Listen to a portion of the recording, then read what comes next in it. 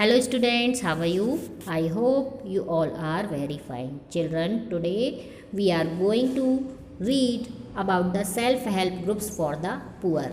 Children, this is the page number 50 of your economics book and we are reading chapter 3, Money and Credit. So let's see today's topic, self-help groups for the poor. In the previous section we have seen that poor households are still dependent on informal sources of credit. Why is it so? Banks are not present everywhere in rural India. Even when they are present, getting a loan from a bank is much more difficult than taking a loan from informal sources. As we saw for Mega, bank loan require proper documents and collateral. Absence of collateral is one of the major reasons which prevents the poor from getting bank loans.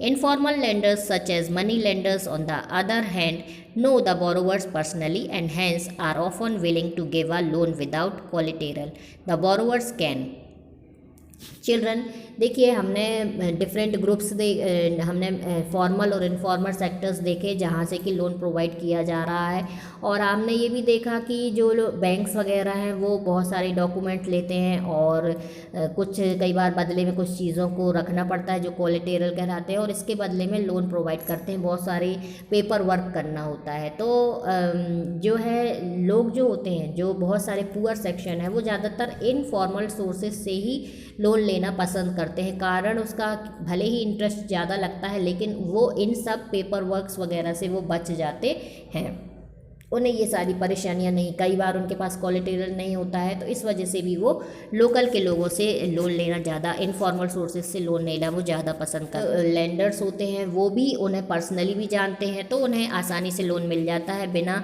किसी कोलेटोरल के। तो इस तरह से जो लोग हैं वो लोन जो है वो इनफॉर्मल सोर्सेज से लेना पसंद करते हैं। तो अब इसके लिए भी बहुत सारी ऐसी चीज़ें हुई हैं, हेल्प ग्रुप्स चलाए गए हैं जो कि पुअर लोगों को लोन प्रोवाइड करवाते हैं कम रेट ऑफ इंटरेस्ट पर। चलिए नोट्स के थ्रू हम उसे देख लेते हैं।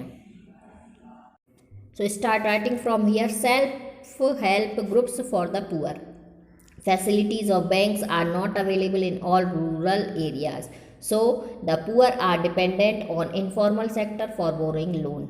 The poor have to pay a high rate of interest to the money lenders. It is difficult to borrow loan from the bank because of the absence of the collateral and the documents and bank loan. Informal lenders like money lenders are often willing to give a loan without collateral because they personally knew the borrowers. An organization constituted to collect the savings of the poor, which is known as self-help group. The aim of the organization is to lend loan at less rate of interest compared to the rate of interest specified by the money lenders. A self group has 15 to 20 members. Saving vary